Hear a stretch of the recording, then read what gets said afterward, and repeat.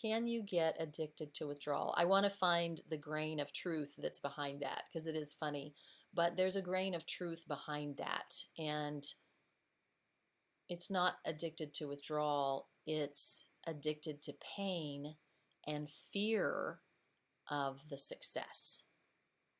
Like I had to ask myself who I would be being disloyal to if I got happy. Like, who would I be disloyal to if I got happy? Like, I didn't have my mom's permission to be happy. I only had my mom's permission to be broken and under her thumb. Who would be unhappy? Like, I didn't have permission from the church I was raised in to be this vibrant, alive woman. You know, I was supposed to be demure. I was supposed to be really, walking around with my head down all the time. So I don't think we're addicted to withdrawal, but we can be addicted to feeling bad about ourselves. Like we don't know what it would feel like to feel joy. And, 6 or 8 weeks ago when our nation was, well, the world, not just the US, the world was in civil unrest. And not far from my house is the Irvine Civic Center, and protests were going on there. And I just battled. I felt like I needed to go into depression. I felt like I needed to go into this state of mind that wasn't going to help things. And this concept that I'm sharing with you came back to me. Like, I have permission to be happy, even though our world is experiencing tremendous injustice. And I have permission to be happy today. Like, my service, my greatest service is to each of you women. My greatest service is to be in joy and in surrender to my higher power. And if I go into this depression and I go into this like fear and this maudlin state, I can't be of service to you. I can't be of service to myself. And so we all have permission to be happy. We all have permission to be joyful.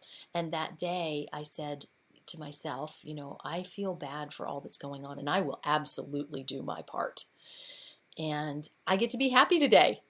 I get to celebrate the little bit of joy that's in my life as I sit here and sequestered in my home. So we have permission to recover. I'm giving every single one of you, if I had my little magic wand, my little scepter, I adorn you with recovery. I grant you recovery. You have permission to recovery and get better. And as much as we're laughing about that, you have permission to get better. How do I know if I am actually in recovery or just distracting myself from obsessing over my qualifier in between obtaining highs like euphoric recall or near bottom line behaviors? Anytime you're not engaging with a qualifier or anytime you're not engaging in a bottom line behavior or a midline behavior that's going to lead you, like I had a playlist of love songs that was a midline, and I had to stop listening to that playlist of love songs because it would take me into euphoric recall. So what you're talking about is why we call it perfectly imperfect sobriety. Like I have 8.5 years of perfectly imperfect sobriety. And it's that, like there's moments where like, no, I'll drift into some kind of, euphoric recall or some kind of wishful thinking. Trust me, in sober dating, I got to stay out of wishful thinking. Like, I wish he had done this and I wish he had done that. So you are in recovery if you are not doing things that are destructive. Now, are you going to be able to stay in recovery? Probably not. You're going to have to get away from the euphoric recall and get away from doing those near bottom line behaviors. Like to me, I call that I'm looking for loopholes.